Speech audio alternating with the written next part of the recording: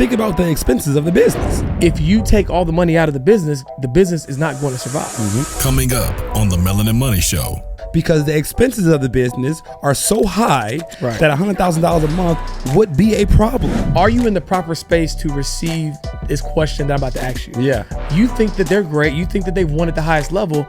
And if they are who you think they are, don't you think they probably got a lot on their plate? Like just because somebody made $100,000 in a month, you don't know how much they're spending. We are the first people in our sphere, right, in our family, in our ecosystem, to do what we're doing. You don't want to lose family members. You don't want to lose friends. You don't want to lose team members. If you're trying to get to multi-7 on your way to 8, like, here are some of the things that you got to get ready for, okay?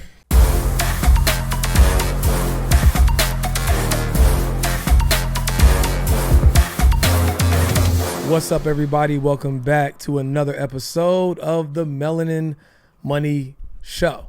So we are doing our first two-part? First two-part series. First two-part series. So if you are watching on YouTube, we suggest you watch on YouTube because we have a great in-person setup right now. Big facts. And if you are watching on YouTube, don't judge us and say we had the same outfit on because this is literally a part two. So we didn't want to have y'all listen to an hour and a half podcast, so we decided to cut it up into another episode. So big facts.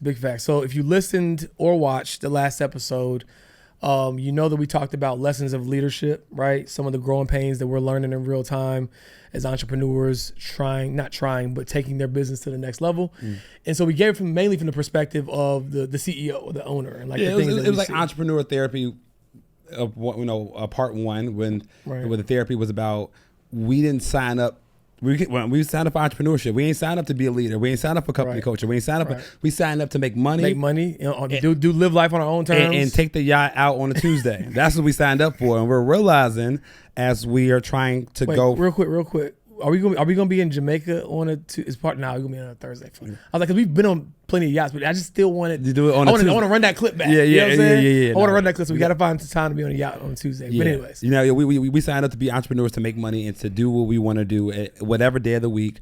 We didn't realize what came with that, which is having to be a leader in company culture and hiring and all these things that seem like fluff at the beginning, but it's if you're trying to go from 7 to 8 figures, you need that team, which has to make you be a leader, and that was our first trauma that we're getting through as entrepreneurs. Big facts.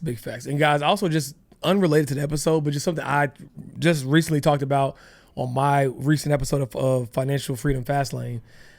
When we say 8 figures, we mean 8 figures in revenue for the year. Not you've been in business for 7 years and the total amount of money you made is 8 figures. Oh, shit. Because people, let's want to clear that, because believe it or not, like that's what people be running with that title. Like, oh yeah, I'm an 8-figure business because you made 8 figures while you were technically over the past 8 years. Reach of the week goes to, yes, we already got it. We already got one. But yeah, just want to make that distinction. Okay, so let's get it. So now we want to give the lessons on leadership, or just more so like, I would call it the weight of winning. Yeah. Right? Yeah. Because y'all might see the recaps we just posted from InvestFest in real time, the crazy booth activation, being able to go out and take our team out, the sneaker ball events, all those things that just look like winning at a high level, right? But guess what? Every action has opposite but equal reaction. Everybody want to count the big dog pockets till it's time to pay them big dog invoices. Yeah, it's about what, $50,000-$60,000 a weekend. Just a couple, you know what I'm saying? Like a couple days ago, right? So it's like these things cost money, right? So we're gonna get into how maybe, like, for those of you who are in support of high-level entrepreneurs, like what that could look like, because there's so many things that y'all don't see. It's almost like back in school, we used to get mad at the professor. Like, why you giving me a test? Don't you know your other professors then gave me a test? I got 7 tests this week, all this homework. Everybody has their isolated request that's so important to them, which I can respect and appreciate, but not realizing that we got to deal with all of it. That's when I had my first crack, as an entrepreneur, like that was visible to my team. Remember that meeting when I won't say lost it a little bit, but I was just like, look, I don't get the luxury of compartmentalizing my thoughts. You know what I'm saying? Like, oh, we just got out the challenge and like, this is not the best time. I'm like, well, welcome to my world. You know what I'm saying? Like, I got to juggle 3 years of thoughts every day to figure out which one is a priority. But like, yeah, so let's kind of get into some of the things that, like, how you guys can be in better support of the visionaries. Yeah. Or if you're a person that's trying to be the head honcho, right? Let's tell you what it looks like at the top. Not to say we at the top, right. But like on that first mountain, let's talk about what it looks like. Okay. Yeah. Which reminds me of a funny story. When I was in the gym one day, this dude walked up to me. I might have said this on the podcast before. But he walked up to me. He's like, "Man, can I work out with you, man? Like, you're in great shape." Boom, boom, boom. I was like, "Yeah, bro, for sure." And this other swole dude, I mean, had to be like a bodybuilder, like competitor, walked in. He was like, "Actually, I want to be like him." I was like, "That's cool, but the road to him is through me, brother." You know what I'm saying? You're not on the highway yet, so don't get it twisted. But yeah, so at the level that we're at, if you're trying to get to multi-7 on your way to 8, like, here are some of the things that you got to get ready for. Okay. All right, so the first one is be considerate of the weight that leader is carrying, right? Like, again, you might have your things that are important to you, things that are priority on your list, but just remember, he's thinking about that for whether it's he or she is thinking about that for 3, 4, 5, 6, 7 other team members, depending upon who they support. They're probably the one in their family, so they got a cousin, an auntie, a niece, right, that needs something from them, right? And you think that they're not getting back to you in time, or you think they're not prioritizing you, but they're having to prioritize 8 different things at the exact same time, right? So just try to be considerate of the weight that they're carrying. Because here's the thing. If that person is who you think they are, because you're only asking them for something, right? Whether you're a family member or a team member, because you think that they're great, you think that they've won at the highest level, and if they are who you think they are, don't you think they probably got a lot on their plate? Like, you can't possibly think that your request is the only request they have. So one thing that I've tried to do, like, somebody actually did it to you at the conference. They asked a very emotionally intelligent question. Are you in the proper space to receive this question that I'm about to ask you? Yeah. I do that, right? Yeah. Like, because I don't know, like, what someone has dealt with for that, especially if I know it's gonna be something heavy. I'm like, are you in the proper headspace to have a thinking conversation? You know what I'm saying? Like, that's an easy thing you can do. Like, and the crazy part about it is, because you're the only person that probably had that consideration, they'll probably, unless they're really not in that headspace, probably actually be willing to have that conversation just because of the consideration. Yeah. Somebody asked me at Invest Fest, and I remember her because she was the only person that did it. Because, you're going through a conference, and everybody's stopping you. Right. Her first thing was, "Can I walk and talk with you?" I said, "Oh, we can keep walking and talk?" Like, and she probably had more time with me at that moment than anybody else at Invest Fest, because she actually considered what I was going through. Big facts. You know what I'm saying? So, as a leader, and if you're a team member, like, and this goes for like raises as well. Like, hey, I think I want to raise. Well, okay, well, do you also know how many people he has employed? Right. So you might think that you only asking for a $500 a month raise or a $20,000 a year increase in salaries, but like, he's thinking about the other people that he has to pay too. Yep. So it might seem like a little raise to you, but he's thinking, if I give that person the raise, I get that person the raise, I get that person the raise. So just be considerate of, like you said, the weight that person's carrying. Big facts. And also understanding the difference between the business's money and the business owner's money. Yeah. Right. So you guys might see these internally, right? Because me and Carter aren't really big on, like, revenue screenshots and like letting the outside world like know the money that we're making. It's not really an important metric for us, right? Well, because we know if we show that, we know the problems that are going to come with that. Exactly. If you show somebody that you made $1 million in a month, well, guess how many people know you made $1 million in a month and going to ask for a piece. Also, I'm only asking for $5,000. You just made $1 million. Exactly. Those are rookie mistakes. Rookie mistake, right? So understanding the difference between the business's money and the business owner's money. Because you might see, oh, we just had a really successful campaign, 1 million, 2 million, 3 million, whatever it might have been, and automatically think that, oh, like, they just rolling in the dough. But here's what you gotta be cognizant of, right? There's been businesses who are extremely bigger than ours that have folded, had to lay off thousands, if not tens of thousands of people because of either unforeseen circumstances or not being lean enough because they felt like, they could win and there was never any, issue with money or whatever the case may be, where they had to tighten their belt and remove people from their payroll or remove expenses from their payroll, right? Or just celebrities or entertainers or people who just didn't understand how to manage money even though they had millions. So the business has a tax ID number. We have a social. We are employees of our business. Facts. Right? As executives of the business, we have a salary for the compensation that we provide the company. That is what we get. Anything above that, dividends, distributions, we're entitled to that because of the risk that we took. But by and large, we're making strategic decisions to make the business healthy. People always like to use the business as a baby analogy, or a business is a human that you're growing. Well, if you take all the money out of the business is not going to survive, right? So when you see these numbers, these revenue numbers, or even if there are high profit margins, go look up how much money Apple has on their balance sheet, right? Or even simpler than that, think about the expenses of the business. Like just because somebody made $100,000 in a month, you don't know how much they're spending. Like I tell people this jokingly, but I'm serious. If my business, or now our business, made six figures made $100,000 in a month, we would have a problem. Right. Not to say, $100,000 is a lot of money. No, because the expenses of the business are so high that $100,000 a month would be a problem. Right. You know what I'm saying? So just because you see people making money, don't think about it. Please consider the money that is costing them to make the money. Because like we were talking about last night, telling somebody you spend $15,000 a week on ads, they can't even conceptualize that. Right. You know what I'm saying? So just because somebody's making X amount of dollars a month, think about how much they're spending to earn that money. Big facts, right? It takes a lot to support these things. So the events that you want to go to, the trips that you want to be able to be a part of this great movement that we're creating, it costs. Yeah. You know what I'm saying? Like, costs to be the boss. Yeah. So it's like, so which one, like what Jay say? Everybody bosses until the invoices start coming in. Like, it's like, it is not cheap,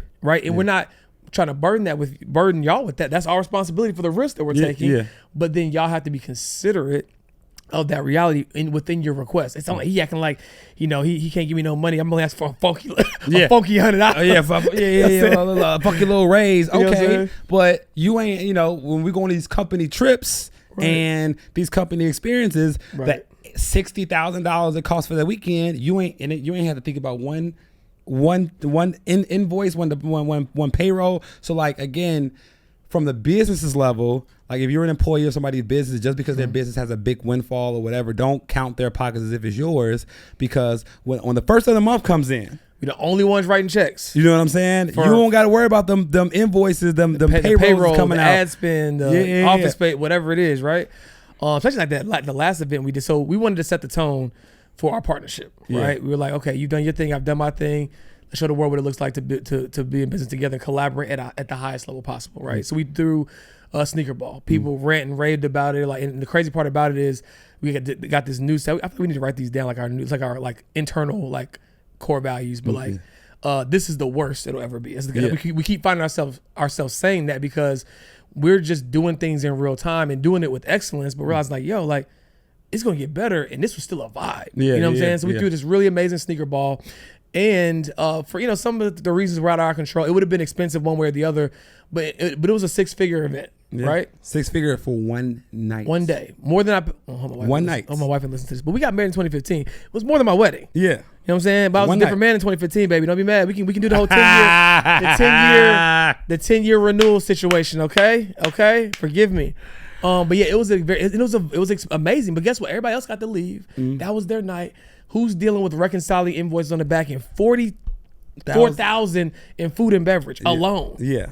Which is insanity. So it's just like, that's the part that people don't see. It's like, you get to put on these grand experiences and these things that the public loves, or even the recap videos we just dropped.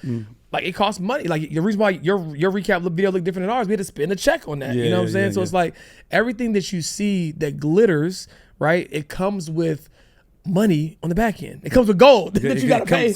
Drop that gold. Everything that glitters costs gold. Everything that glitters costs gold. You know what I'm saying? So it's like it's. And again, let us be clear. We are happy to accept the realities that come with it. We just want to share at a high level the things that people could be considerate of, so they're not thinking like that we're mean. Yeah, like, you know what I'm saying? Oh, they on their high horse now. They you know what I'm saying? They get into it and they just forgot where they came from. Yeah. Oh, okay. And let's go there. So we talked about the business stuff. Got that out the way. Right. Let's talk about being the boss, the cost of winning from a personal level. Big facts. Because that's where stuff gets really tricky. Big right. Facts. So when you are the breadwinner for your family, congratulations. You're the breadwinner for your family. You're the first millionaire in your family. You made it. Let me tell you what comes with that new level that you just achieved. It comes with majority of your family members knowing that you're the breadwinner, so their financial problems automatically become your financial problems. somebody graduation come through, graduation gift. Somebody needs a trunk party. Somebody just had a baby. Somebody rent ain't due. Like everybody's financial problems in the family somehow now become your financial problems, and the weight of that is so heavy because you love them, but we know something that they don't, and that's that money. You can't solve money problems with money. Big facts. Right? You can't. You think you're temporarily solving a problem that's going to come up again next month, right? So we know that, but to them, if and when we say no, it's, oh, you don't care. Right. You know what I'm saying? Because they know you got it. Right. But like, you don't, me missing rent this month and me getting my car repossessed, that's not important to you? It is, but you don't realize that Auntie just called me, Sis just called me, Uncle Ray just called me. So you might be the fifth person just today to ask me for some money. And not to mention, in a lot of cases, like people naturally value their own self-interest. So sometimes it comes with like just getting straight to it, like not even asking how I'm doing. I could have had a rough day. I could have had something going on in business, and just like getting straight to like, hey, so-and-so ain't out of work right now. Yeah. Nah, I didn't, but thanks for sharing. Yeah. What are you really asking, right? Yeah. It like there's no like, well, how am I doing? Again, no one sympathizes with the winner. Yeah. Right? Like no one sympathizes with like, damn, well, what is the weight that's on your shoulders, and you just got to solve the problems. Yeah. You know what I'm saying? One of the biggest things that I've learned recently is kind of like navigating outgrowing or having different, like you being at a different level with other relationships that you have, and like how to manage that, right? Because you're growing at this level, and maybe you have peers or friends that you grew up with or came up with, and having to compartmentalize conversations based upon the level of your relationship. So for example, when I got married in 2015, I told myself I wasn't compartmentalizing anymore. I was like, look, either you with me or you not. I'm running this race. This is the speed I'm running. Either you're gonna be running beside me, or I'm gonna be ahead of you, or I'm gonna lap you, or maybe you might one day get ahead of me, but I'm not gonna put real energy into compartmentalizing, right? That was my belief system in 2015. I've since had to amend that, because now there's people in my life who will be in my life forever, right? Unless they do something crazy. And it's like, well, George, everybody's not gonna be a 7-figure entrepreneur, okay? So, but you still have love for them. Now, what does your new relationship have to look like based upon the context of your new reality? At one point, it did make sense to talk about business and hustling and which I was doing. Now, you talking about it with them could make you seem unrelatable. It can make you seem like you're bragging, and it could invite more people in to think that they are entitled to your money because of where you're at. So now I'm having to reimagine my perspective on compartmentalization. It's like, damn, I do love this group of people. But now when I go to the family reunions or the cookouts, I got to almost downplay me, right? Just to feel normal and not have to have conversations that I know they can't relate to. Right. And again, it's a cost, but it's a cost that nobody gave us a heads up about. Hey, aren't you tired of buying courses in those emotional states when you want to get a result, but then you actually don't do anything with the course? Do you know on average, the completion rate for a course is about 2%? But here's the thing, it's not entirely your fault. The problem is you buy the course, but you don't have access to the source who actually created it. See, that's why we're doing something different. With the Millionaire Club, you're not just gonna get access to courses, you'll get access to the people who created it so you can get your questions answered. Because it's not just about learning, it's about taking that information so you can start earning. So the Millionaire Club is gonna give you access to courses, but not just that, it's an entire university of information. We have financial flicks, we have hundreds of previous recordings, but more than that, y'all, we have an amazing community of people just like you who are trying to become a first generation millionaire. So like GA said, like you can survive without community, but you can't thrive without community. So this is the place you need to be, right? 100%, because here's the thing.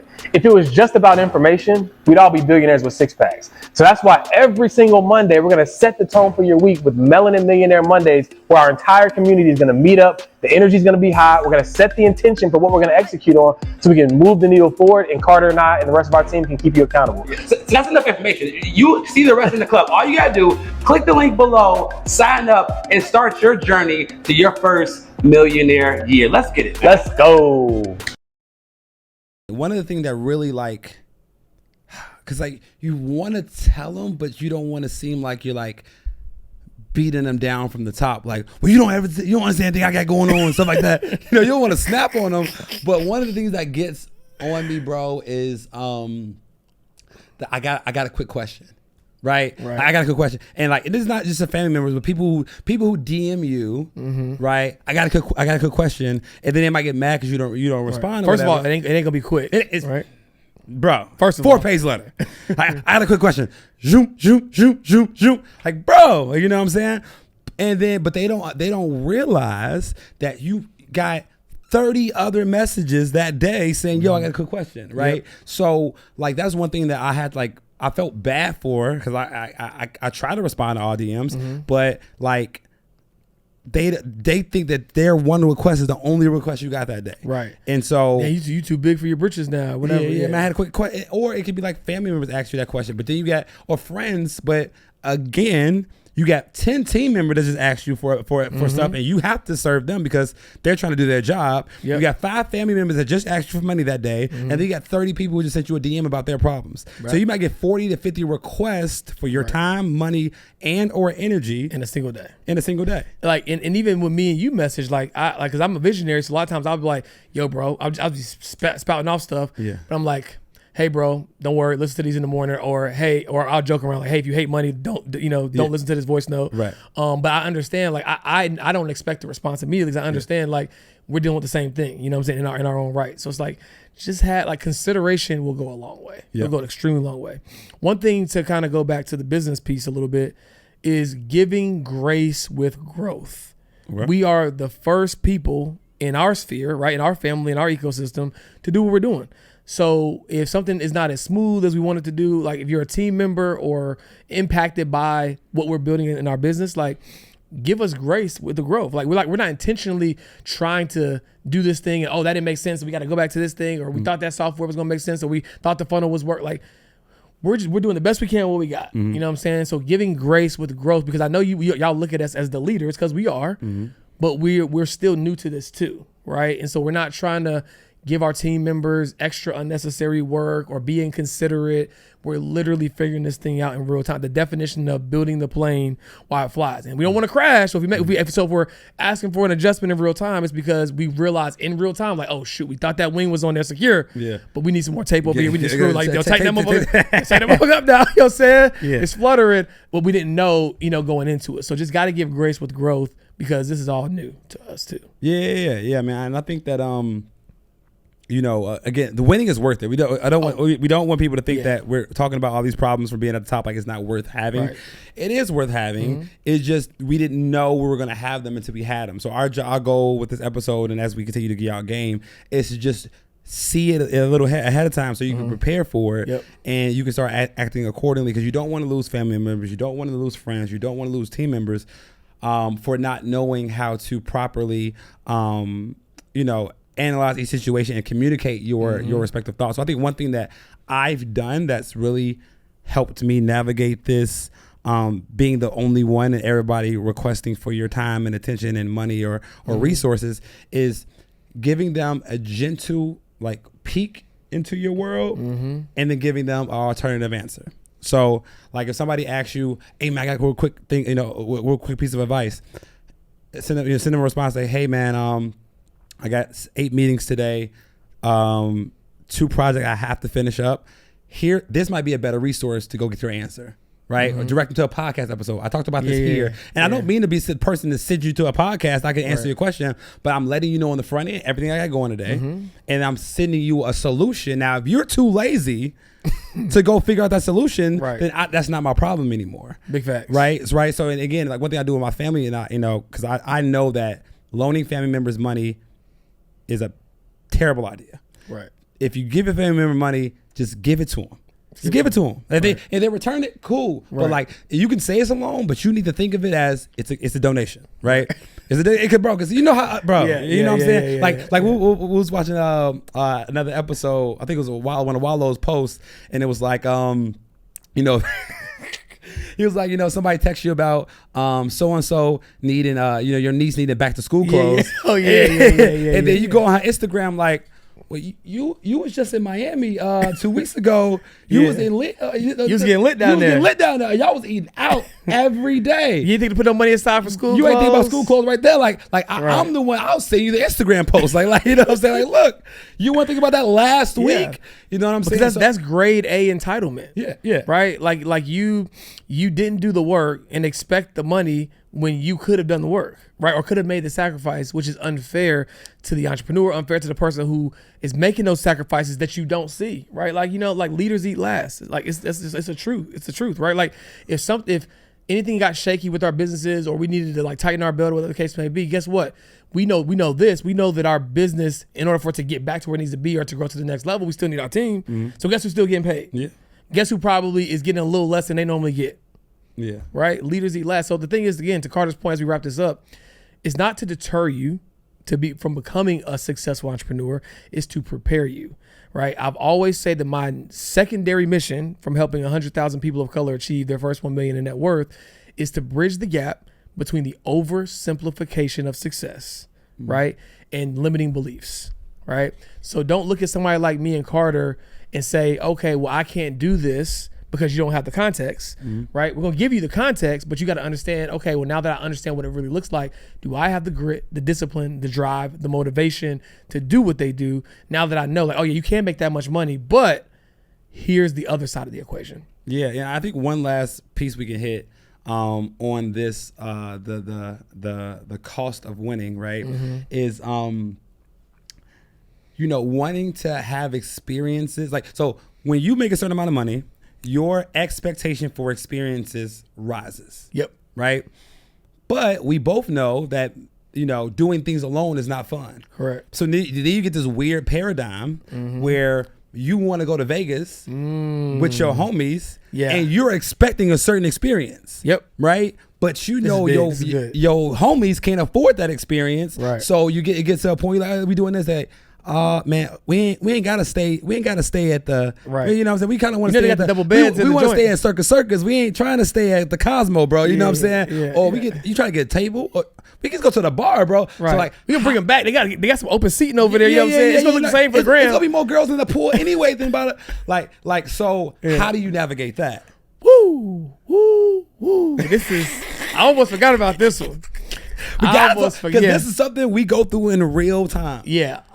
Man, this is really good. So for me, I was kind of like seeing it happen in real time. Like I watched it in a situation. It was like because the thing is, like, we're not pocket watching, so you don't really know where people are in their journey, right? So it's like, again, like when the more money I make, I didn't change as a person. What I tolerate changes, right? Yep. I'm not gonna get into the potentially smelly Uber, right? I'm just gonna get the Uber Black, right? I'm not checking gas price. I'm not checking because I got to do it anyway, right? And so, for me, I kind of just like set the standard, set the tone for like now. I don't want to act like I have this figured out. Like I'm literally having to re-navigate this, but this is what I'm going to start doing.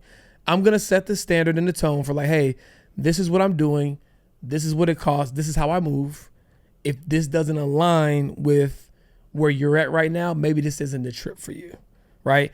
Or I'm going to predetermine if there's an aspect of the trip that I can cover for them so I don't have to go through this whole like, the group dinner thing. Oh my gosh. Like we've all experienced this even outside of entrepreneurship or whatever. If you ask me to split a motherfucking bill, okay?